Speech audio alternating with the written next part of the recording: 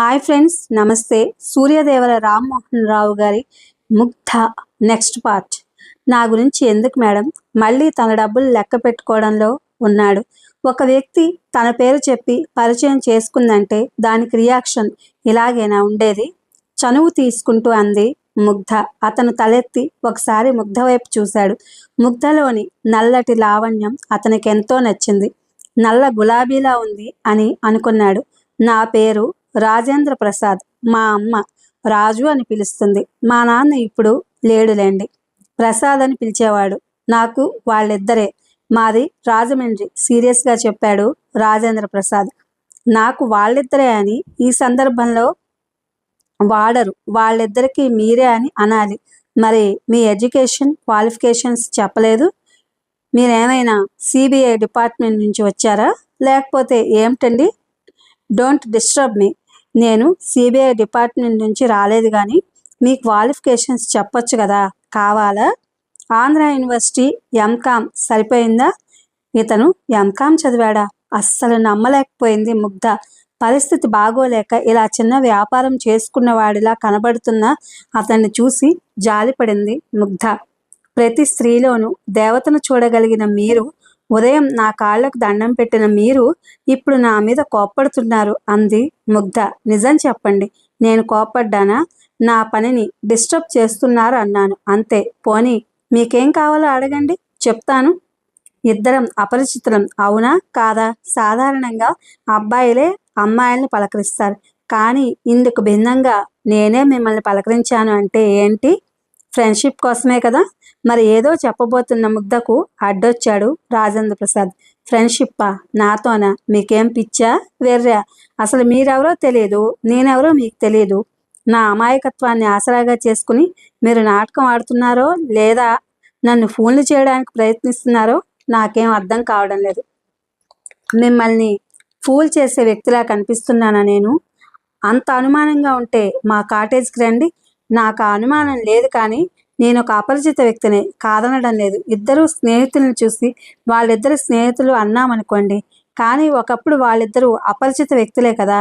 ఒక వ్యక్తి మీద ఇంకొక వ్యక్తి నమ్మకం లేని నమ్మకం కలిగించని ఆటవిక విద్యా విధానమా మీకు పోస్ట్ గ్రాడ్యుయేషన్ ఇచ్చింది? మీ ప్రాబ్లం ఏమిటో నాకు తెలియదు, కానీ మీ క్వాలిఫికేషన్స్కి తగ్గట్టుగా, మీ వయసుకు తగ్గట్టుగా మీరు ఎప్పుడైనా కష్టపడాలని ఆలోచించారా? ఏదో 70 ఏళ్ల ముసలివాడు తన పొట్ట కోసం మాత్రమే తాపత్రయపడేటట్టుగా ప్రవర్తించడం మీకు సిగ్గుగా లేదు? చెప్పండి. చదువుకున్న నిరుద్యోగులందరూ మీలా నిరాశతోనూ పిరికితనంతోనూ గుట్టుచప్పుడు కాకుండా బతకడంలోని హాయి ఉందంటారా? సీరియస్గా ప్రశ్నిస్తున్న ముగ్ధ వైపు సూటిగా చూశాడు రాజేంద్ర ప్రసాద్. నేనేం నిరాశతోనూ పిరికితనంతోనూ ఇలా బతకడం లేదు మిస్ ముగ్ధ. మోసపోయి బతుకుతున్నాను. మోసాన్ని నా మంచితనంతో జయించలేక వంచితుడినై పారిపోయొచ్చి ఇక్కడ తలదాచుకున్నాను అంతే. తన అనుభవాల్ని అస్పష్టంగా చెప్పాడు ముగ్ధకు.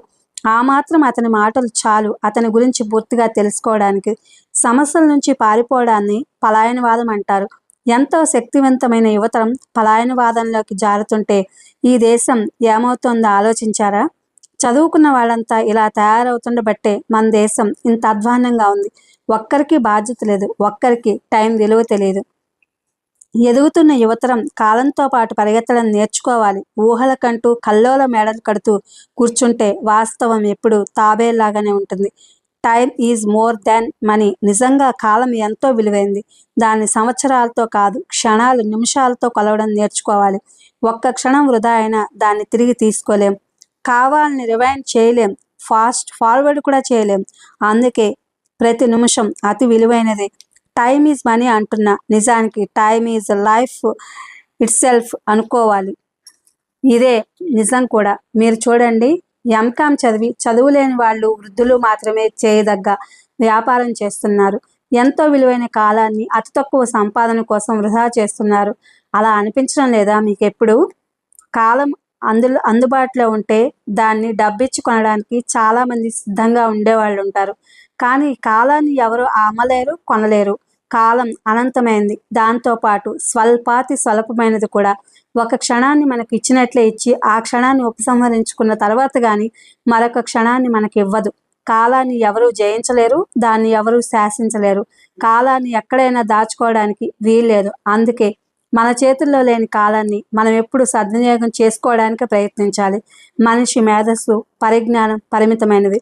రేపు ఏం జరుగుతుందో ఎవరూ చెప్పలేరు. ఆ రహస్యాన్ని విప్పి చెప్పగల నేర్పు కాలానికే ఉంది. సూర్యుడు అస్తమిస్తున్నాడు, సమయాన్ని వృధా చేయకు అని చైనా సామెత. కాలం ఇంత విలువైనదని తెలుసు కూడా కొంతమంది ఏం తోచడం లేదు, బోర్ కొడుతోంది అంటారు. వీళ్లకు బోర్ కొడుతోందని ఇంకొకళ్ళ దగ్గరకు వెళ్ళి వాళ్లకు బోర్ కొడతారు. ఒకరి డబ్బును దోచుకోవడం ఎంత నేరమో ఒకరి సమయాన్ని దోచుకోవడం కూడా అంతే నేరం. మనిషికి ఏకైక స్నేహితుడు కాలమే. ఒక లక్ష్యం, ఒక ఆశయం, ఒక గమ్యం ఉన్నవాళ్ళు అసలు టైం వేస్ట్ చేయరు, చేయకూడదు.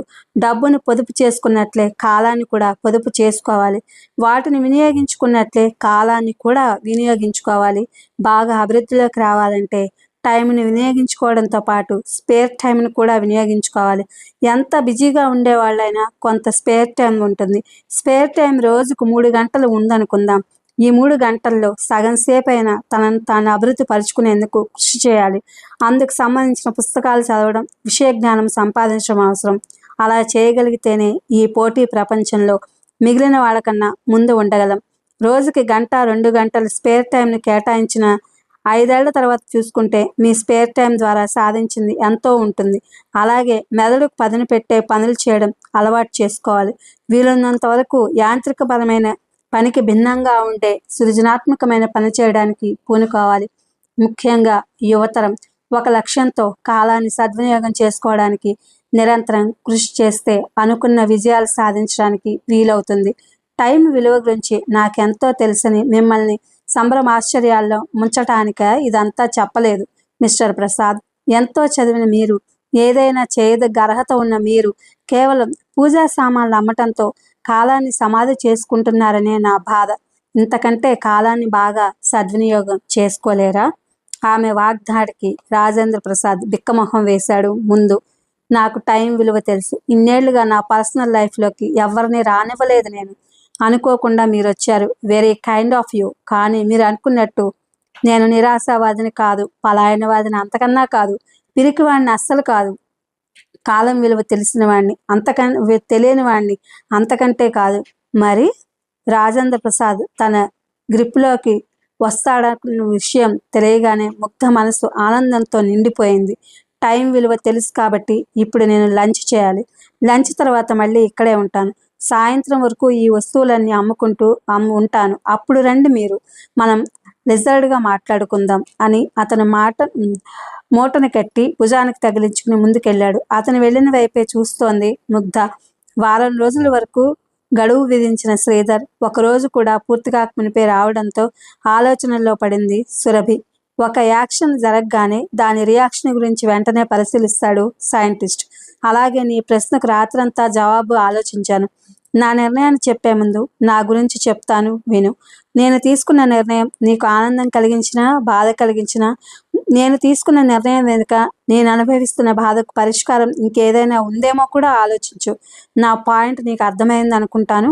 ఆ మాట అన్న శ్రీధర్ ముఖం వైపు ఒక్క క్షణం చూసింది. ఆ ముఖంలో ఏ భావము కనిపించలేదు. శ్రీధర్ మళ్ళీ చెప్పడం ప్రారంభించాడు. ఇది ఫ్రెండ్స్, సూర్యదేవర రామ్మోహన్ రావు గారి Mugdha. Thank you for watching.